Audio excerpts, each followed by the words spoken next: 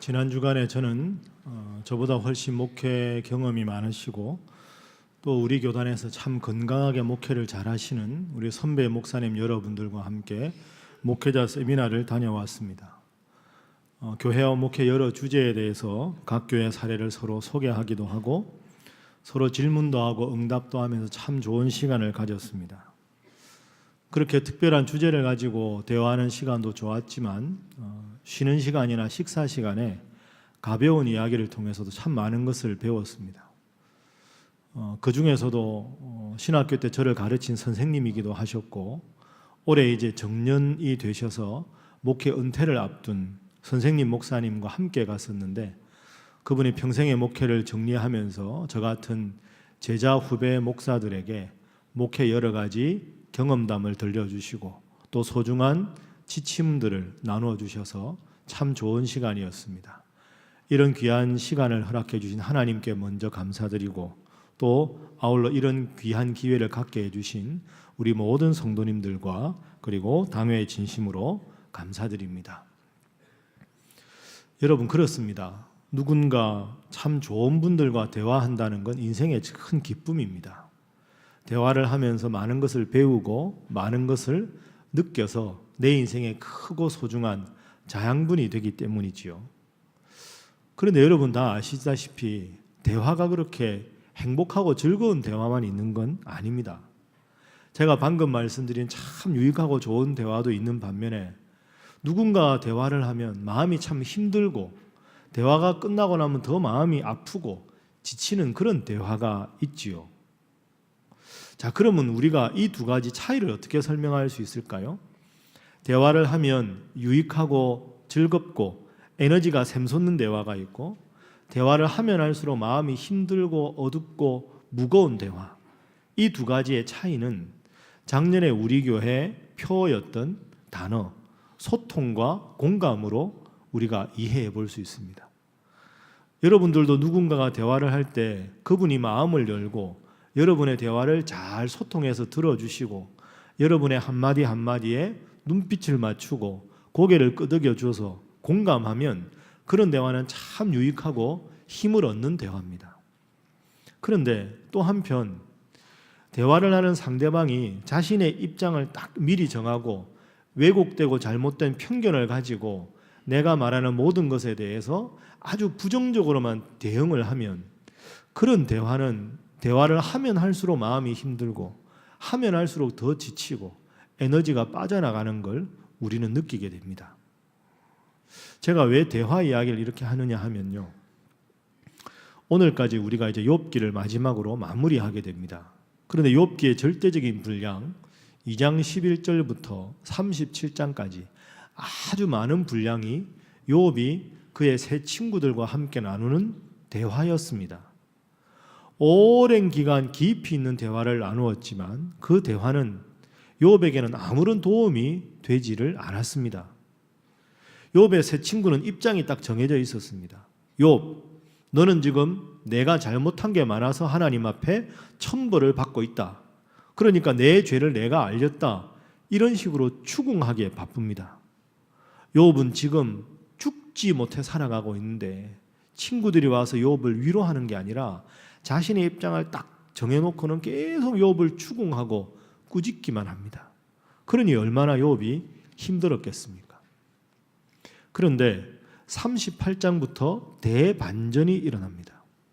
하나님께서 욥과 대화를 시작하십니다. 2장 11절부터 37장까지의 대화는 욥을 참 무기력하게 하고 힘들게 하는 대화였다면 38장부터 41장에 나오는 욥에게 말씀하시는 하나님의 응답은 욥으로 하여금 깨달음이 있게 하고 자신의 고통을 새롭게 해석하게 되는 큰 계기가 되었습니다. 그래서 하나님께서 38장부터 쭉 욥에게 말씀하신 후에 그 하나님의 대화에 대해서 욥이 하나님 말씀 잘 들었습니다. 제가 마지막으로 부끄럽지만 제 신앙을 하나님 앞에 고백하겠습니다 하고 욥이 하나님께 드린 말씀이 오늘 마지막 장 42장입니다.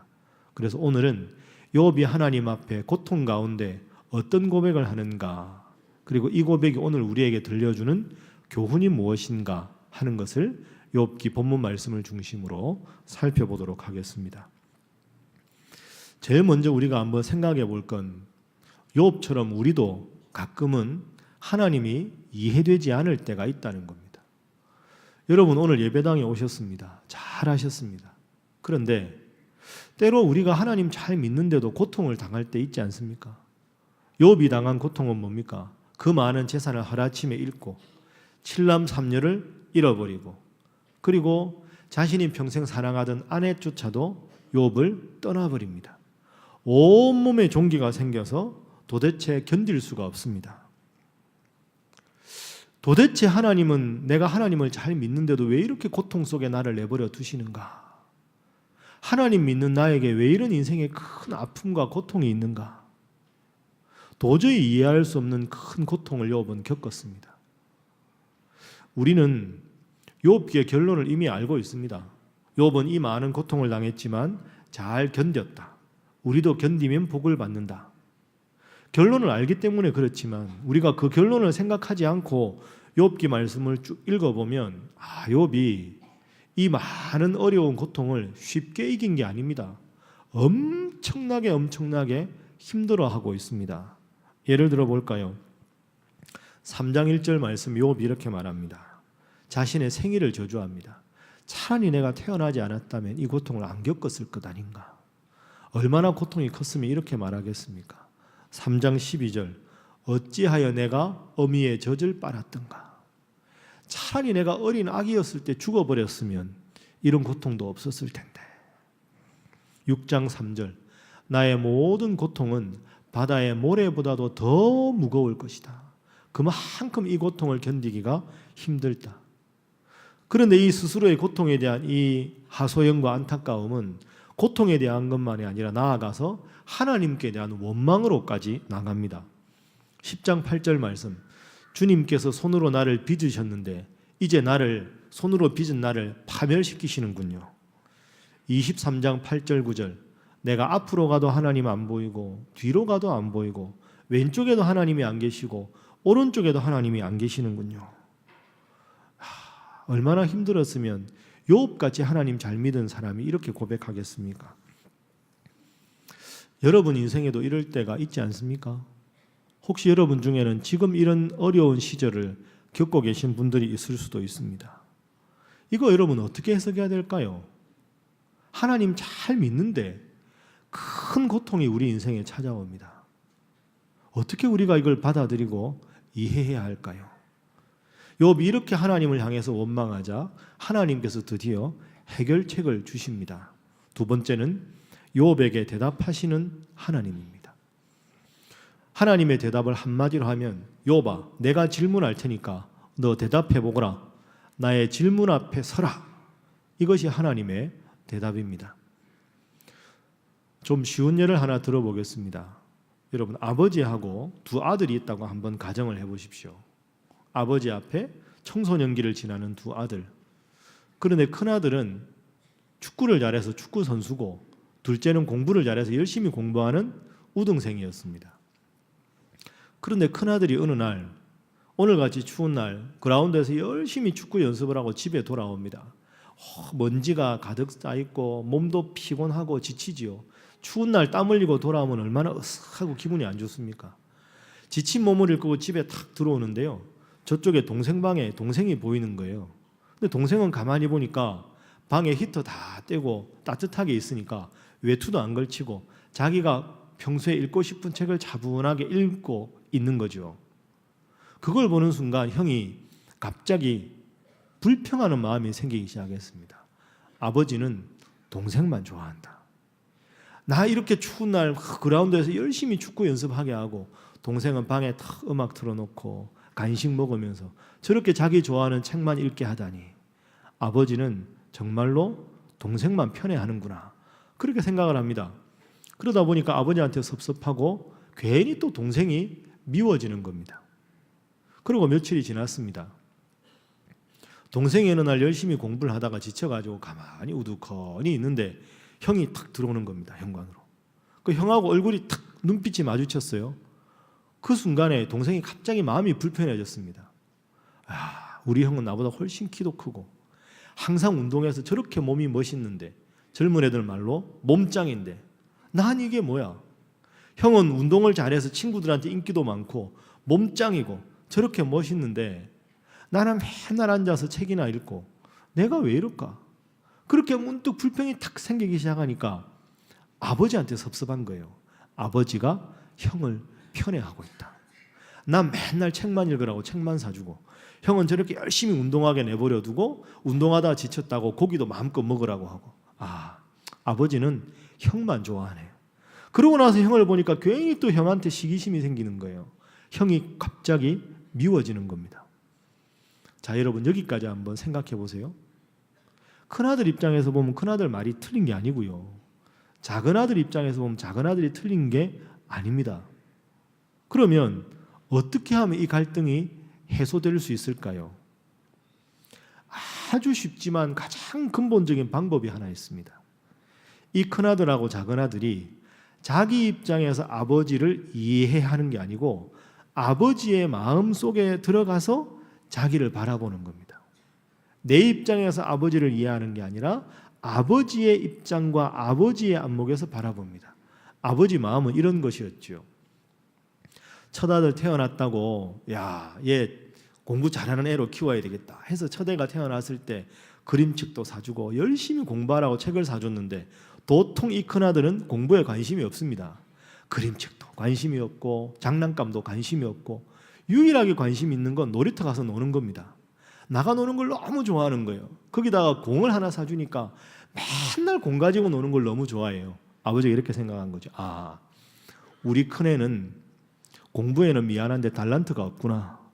얘는 열심히 뛰어놀고 운동하는 거 좋아하니까 제일 좋아하는 축구하게해서 축구 선수로 키워야 되겠다. 그래서 큰아이가 기뻐할 수 있는 축구 선수로 키운 거지요. 둘째도 아들이니까 둘째 아들이 태어났을 때도 얘도 형하고 비슷하겠지 하고는 열심히 공을 사주고 놀게 했는데 이 둘째는 밖에서 노는 걸 싫어해요. 놀이터도 싫어하고 그냥 형한테 사줬던 그림책 그거 눈이 반짝반짝해서 보는 거 좋아하는 거죠. 계속 책 읽는 걸 좋아해요. 우리 작은애는 나가서 노는 것보다 책 읽는 걸 훨씬 더 좋아하는구나. 그래서 책을 사주니까 신나게 책을 읽는 겁니다. 몸은 허약하지만 책 읽기를 좋아하는 둘째에게는 공부를 할 수 있도록 해주고 몸이 건강하고 키가 크고 운동을 좋아하는 큰아들에게는 열심히 운동할 수 있도록 배려를 해준 거죠. 그렇게 아버지의 마음에서 바라보니까 큰아들도 불만이 해소가 됐고 둘째 아들도 불만이 해소가 되었습니다. 서로에 대한 잘못된 생각도 다 사라졌습니다. 여러분, 이게 참 중요합니다. 환경은 전혀 달라지지 않았습니다. 내 입장에서 아버지를 바라보니 이해가 안 되는 것인데 아버지의 마음에서 나를 바라보니 아버지에게 감사할 수 있게 된 거죠. 욥기 38장부터 41장에 하나님께서 취하신 방법이 이것입니다. 욥아, 왜 너는 너의 입장을 정해놓고 너의 눈에 내가 안 보인다고 너의 입장에서 자꾸 나를 이해하려고 하느냐? 그래서 너의 입장대로 움직여주지 않는다고 왜 나를 향해서 원망하고 불평하느냐? 나의 입장에서 너를 이해해 보거라. 하나님이 이렇게 말씀하십니다. 그래서 38장 앞부분에 이렇게 시작합니다. 폭풍 가운데서 하나님께서 욥에게 질문을 하십니다. 욥아, 대장부답게 허리를 동이고 일어서서 대답해보라. 내가 땅에 기초를 놓을 때 너는 어디에 있었느냐? 하나님께서 천지를 창조하실 때 욥 너는 어디에 있었느냐? 욥이 무슨 말을 하겠습니까? 할 말이 없죠. 유구무원입니다. 하나님 계속 욥에게 질문하십니다. 하늘과 땅과 바다에 있는 모든 것, 모든 생명체에 대해서 내가 아는 것이 무엇이냐? 욥은 대답할 수가 없었습니다. 자연현상은 물론이고 따오기, 산에 사는 염소, 들사슴, 들나귀, 들소, 타조, 말, 매, 독수리 이것에 대해서 하나님 계속 말씀하시는 욥은 아무런 대답을 할 수 없습니다. 욥은 하나님 앞에 자신의 무지를 절감합니다. 그리고 더 중요한 것은 하나님께서 이 모든 우주 삼라만상을 친히 창조하시고 섭리하시는 중에 욥을 단 한순간도 잊어버린 적이 없다고 말씀하는 겁니다. 이 모든 것을 내가 다스리고 살피는데 욥아, 너의 안목에는 내가 안 보일지 모르지만 나는 너를 바라보고 있다. 너의 그 고통 가운데 외마디 비명 가운데도 나는 너를 바라보고 있다. 너의 안목으로 나를 판단하지 말고 이 모든 삼라만상을 다스리면서도 너를 주목하는 나를 왜 보지 못하느냐. 나는 너를 향하고 있다. 이것이 하나님께서 욥에게 주신 응답입니다. 그러니 이 응답을 듣고 욥은 하나님 앞에 아무런 할 말이 없었습니다. 우주를 운행하시는 하나님께서 온 우주 가운데서 특별히 내가 너를 지켜보고 있다. 이 말씀 앞에 욥은 무슨 말을 할 수가 있겠습니까? 그래서 하나님 앞에 욥이 자신의 부족함과 자신의 무지를 깨닫고 하나님 앞에 두 손을 돌고 백기를 들고 이렇게 고백합니다. 그 고백이 욥기 40장 4절과 5절 말씀입니다. 제가 읽어봅니다. 저는 비천한 사람입니다. 제가 무엇이라고 감히 주님께 대답할 수 있겠습니까? 다만 손으로 입을 막을 뿐입니다. 이미 말을 너무 많이 했습니다. 더 할 말이 없습니다. 자, 지금까지 제가 말씀드린 내용이 욥기의 전체적인 내용입니다. 그럼 여러분, 새벽두에 하나님께서 왜 욥기를 읽게 하셨을까요? 제가 욥기 처음 설교할 때 말씀드렸죠. 욥기는 올 한 해 우리에게 주시는 하나님의 예방주사입니다. 인생 살아가다가 욥 같은 고통이 당할 때 우리가 어떤 생각을 하고 신앙을 지켜가야 될까 하는 예방주사입니다. 그래서 이 시간에는 욥기를 마치면서 욥기 전체 교훈 중에 우리 성도들이 꼭 기억해야 될 것, 간단한 몇 가지 지침을 살펴보도록 하겠습니다. 첫 번째, 욥기가 우리에게 들려주는 교훈은 인생은 홀로 걷는 길이다 하는 겁니다. 홀로 걷는 인생길입니다.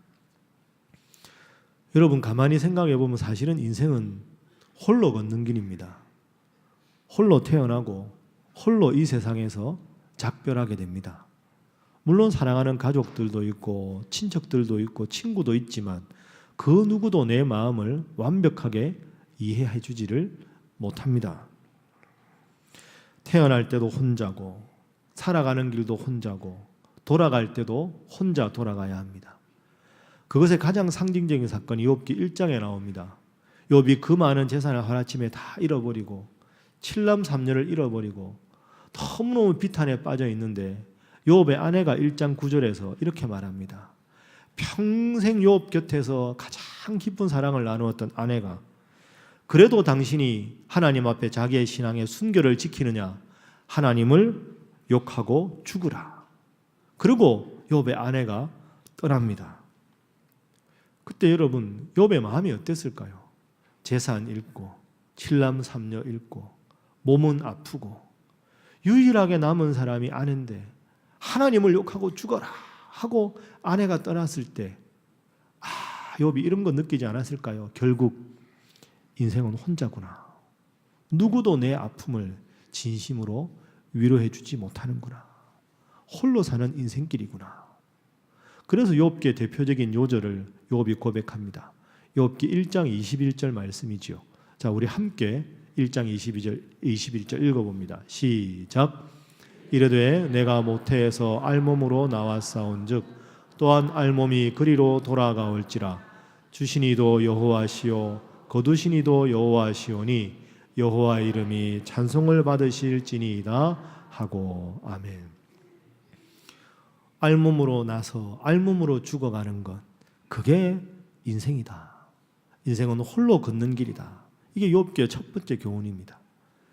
이 교훈으로 욥기가 끝난다면 참 우리가 인생이 허무하지 않겠습니까? 야, 아무도 내 고통을 알아주지 않는다니. 그런데 욥기의 교훈은 여기서 그치지 않습니다. 두 번째 중요한 교훈이 있습니다. 인생의 고독한 길, 그 고독한 길의 고통을 만날 때 오직 우리의 희망은 하나님이 되어주신다 하는 것입니다. 욥의 가족이 떠나고 몸마저 병이 들고 아내도 떠나고 그리고 자신을 위로하겠다는 3명의 친구가 왔지만 그 어떤 친구의 말도 욥에게는 위로가 되지 않았습니다. 그러면서 몸은 점점 허약해집니다. 죽음을 얼마 앞두고 욥이 생각합니다. 홀로 온 인생, 홀로 고통당하다가 홀로 죽어가는구나. 그러면 이 죽음을 목전에 두고 내 인생은 이것으로 끝난단 말인가? 깊은 인생의 고뇌에, 고독에 빠지게 됩니다. 그때 욥이 분명히 깨달은 게 있습니다. 모두가 나를 버린 그 자리에 하나님은 나와 함께 하시는구나. 이 절대절명의 고독의 순간에 하나님이 나를 지켜주시는구나. 그러면서 욥이 하나님 앞에 자신의 죄악과 부족함을 고백합니다. 욥기 13장 23절입니다. 나의 부족함과 죄가 얼마나 많으니까 나의 허물과 죄를 내게 알게 하옵소서. 하나님, 이제 내 인생에 이런 고통을 당하니 믿을 게 하나님밖에 없는데 하나님, 제가 저를 보니 큰 죄인입니다. 이 죄를 어찌합니까? 하나님과 함께 걸어가야 되는데 염치가 없습니다. 이 많은 죄악 가운데 제가 허우적거리고 있습니다. 그러면서 하나님, 그렇지만 제가 이렇게 죄악 많은 사람이지만 하나님과 함께 동행하고 싶습니다 하고 고백하는 중요한 요절, 다음 구절입니다. 욥기 23장 10절 말씀, 우리가 잘 아는 말씀이지요. 함께 한번 읽어봅니다. 시작. 그러나 내가 가는 길을 그가 아시나니 그가 나를 단련하신 후에는 내가 순금같이 되어 나오리라. 아멘. 다 떠난 자리에 오직 하나님만 나를 지키시는구나. 그걸 깨닫고 나서 하나님 앞에 자신의 신앙을 고백하는 겁니다. 하나님, 내가 가는 이 고통의 길, 고난의 길을 하나님 아십니다. 이 고통의 길을 다 겪고 난 다음에는 정금같이, 순금같이 하나님께서 저를 만들어 주실 줄로 믿습니다. 이 고백을 가지고 욥이 그 고통 가운데 하루하루 하나님 앞에 자기 신앙을 지켜나갑니다. 그러면서 욥이 참 또 위대한 고백을 한 가지 합니다. 제가 이번에 욥기 읽으면서 그전에도 읽었지만 참 은혜를 많이 받은 구절, 여러분들과 꼭 나누고 싶은 구절이 있습니다. 욥기 23장 14절입니다. 자, 화면 보면서 우리 함께 한번 읽어봅니다. 시작. 그런즉 내게 작정하신 것을 그가 하나님이 이루실 것이라. 아멘. 여러분, 욥의 입장에 생각해 보세요. 다 떠나고 죽지 못해 살아가는 인생인데, 친구들도 위로가 되지 못했는데 그 순간에 위로가 될 수 있는 분이 하나님이라고 깨달았죠. 하나님, 저는 죄인입니다. 그러나 하나님, 저를 이렇게 단련하신 후에는 제가 순금같이 될 줄을 믿습니다. 그리고 방금 읽은 구절에서 하나님, 내 인생의 앞으로의 모든 미래를 하나님께서 친히 이루어 주실 줄로 믿습니다. 이렇게 지금 욥이 고백합니다. 여러분, 저처럼 가슴에 손을 한번 대보시지요. 자, 그리고 눈을 한번 감아 보겠습니다. 저를 한번 따라 하시죠. 내게 작정하신 것을 하나님께서 이루십니다. 다시 한번 합니다. 내게 작정하신 것을 하나님께서 이루십니다. 여러분, 믿습니까? 이게 욥의 고백입니다. 하나님, 인생길 만만치 않습니다. 쉽지 않습니다. 원하지 않은 고통이 저를 찾아옵니다. 앞으로 제 인생이 어떻게 될지 모르겠습니다. 그러나 하나님, 제 마음의 모든 작정하고 계획하는 모든 일을 하나님께서 이루어 주신다 하시니 저는 그 하나님만 믿고 나아가겠습니다. 이렇게 욥이 고백합니다. 여러분, 우리는 욥 같은 이런 큰 고통을 당하지는 않았습니다. 그러나 앞으로 인생을 어떻게 알겠습니까? 욥 같은 이런 큰 고통을 당하더라도 내가 작정한 모든 내 인생의 길을 하나님께서 대신 살아주시고 하나님께서 친히 이루시리라. 이 귀한 욥의 고백이 우리 살아가는 신일의 모든 성도들의 고백이 되시기를 주님 이름으로 축복합니다.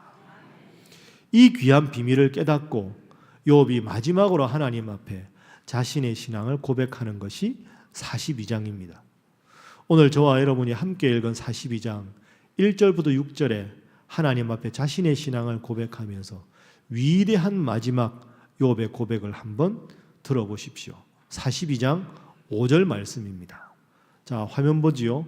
함께 읽어보면 좋겠습니다. 함께 읽습니다. 시작. 내가 주께 대하여 귀로 듣기만 하였사오나 이제는 눈으로 주를 배움나이다. 아멘. 내가 전에는 주님께 대해서 귀로 들었는데 이제는 눈으로 주님을 뵙습니다.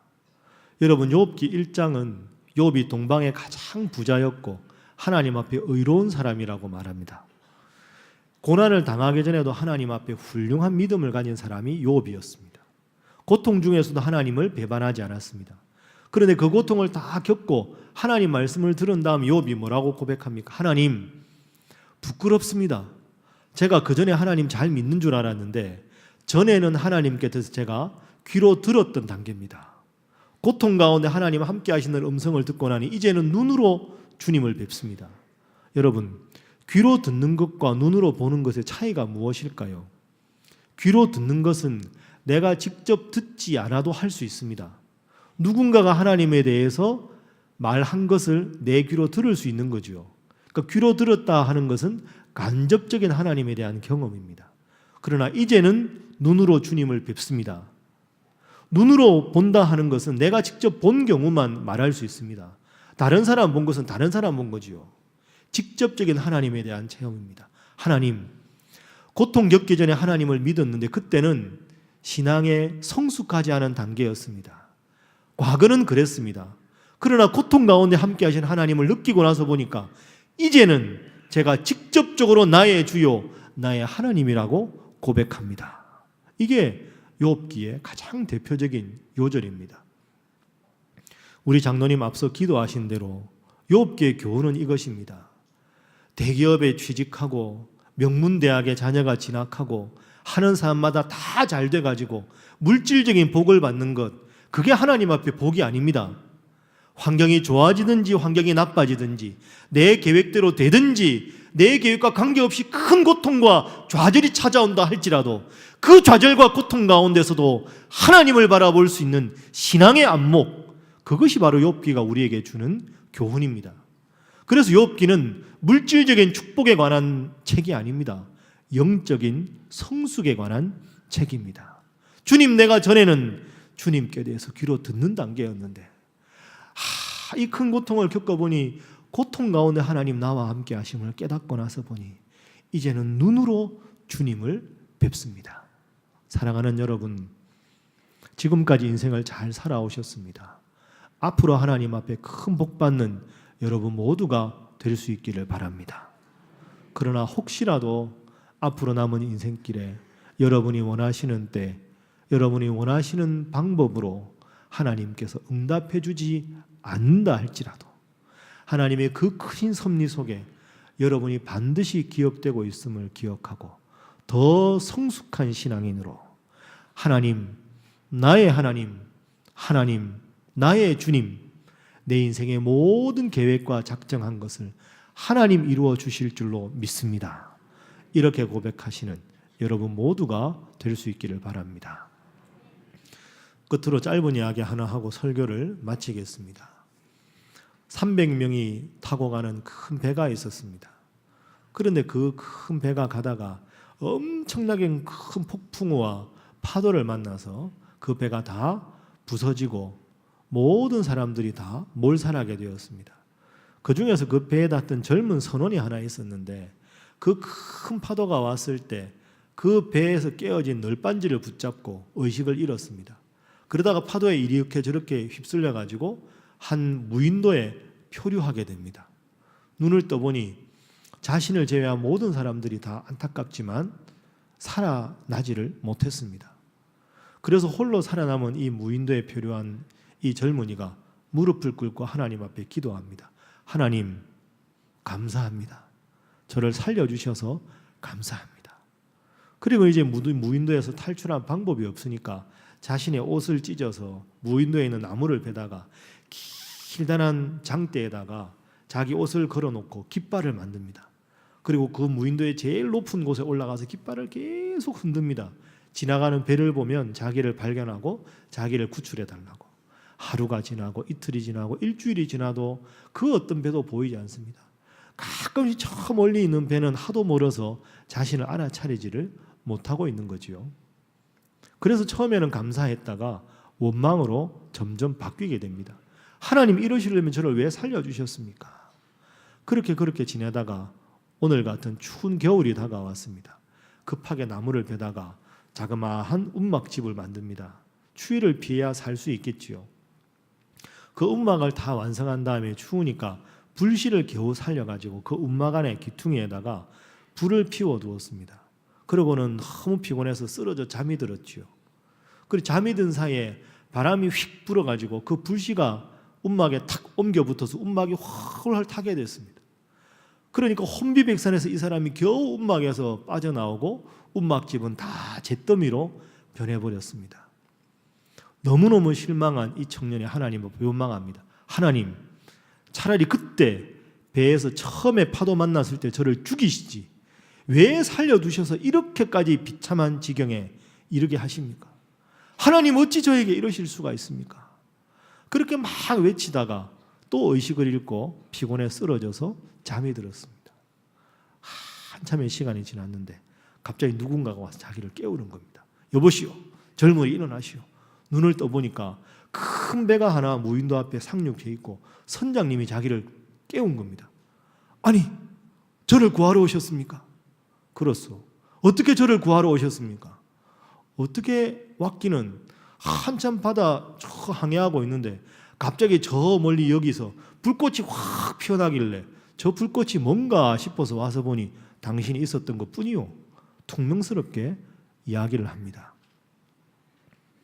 여러분, 이 이야기의 교훈을 한번 생각해 보십시오. 인생은 세옹지마입니다. 내 계획대로 되지 않습니다. 내가 지은 움막, 내 생명과 희망의 상징입니다. 내가 뭔가 할 수 있다고 지은 움막이 타버린 것은 절망입니다. 인간의 절망 속에서 하나님의 희망이 피어나는 줄로 믿습니다. 내 계획대로 되지 않는 것 같고 내 뜻대로 인생이 풀려나가지 않는 것 같은데 그 순간이 사실은 하나님께서 여러분의 인생에 새로운 희망을 주시는 위대한 전기가 될 줄로 믿습니다. 그래서 여러분, 앞으로도 인생길 살아가시다가 기쁜 일이 있으면 하나님께 더 감사하시고 혹시라도 욥처럼 힘들고 어렵고 그 누구도 여러분과 함께하지 않는 쓸쓸함과 고독 속에 고통을 만나더라도 이 순간이 하나님의 희망의 때다. 이 희망을 가지시고 고통을 잘 이겨나가시고 주님과 동행하시는 우리 사랑하는 신일의 모든 성도들 되시기를 주님 이름으로 부탁합니다. 기도하겠습니다. 사랑의 하나님, 우리의 존재가 주님께로부터 왔음을 고백합니다. 우리가 가진 많고 적은 소유 때문에 주님을 향한 우리의 믿음이 흔들리지 않도록 저희를 지켜주옵소서. 결국 혼자 걸어가야 할 인생길, 그 인생길에서 무거운 짐을 나 홀로 지고 견디다 못해 쓰러질 때 불쌍히 여겨 구원해 주리가 오직 주님이심을 믿고 힘들고 어렵지만 주님 바라보며 인생길 걸어가게 하여 주옵소서. 성령 하나님, 우리 사랑하는 신일의 성도들의 두 손을 꼭 붙잡아 주시고 두 발이 주님께만 고정되게 붙들어 주셔서 주님 때문에 행복하고 주님 때문에 고통 이겨나가는 사랑하는 신일의 성도들 되게 하여 주옵소서. 예수님의 이름으로 기도하옵나이다. 아멘.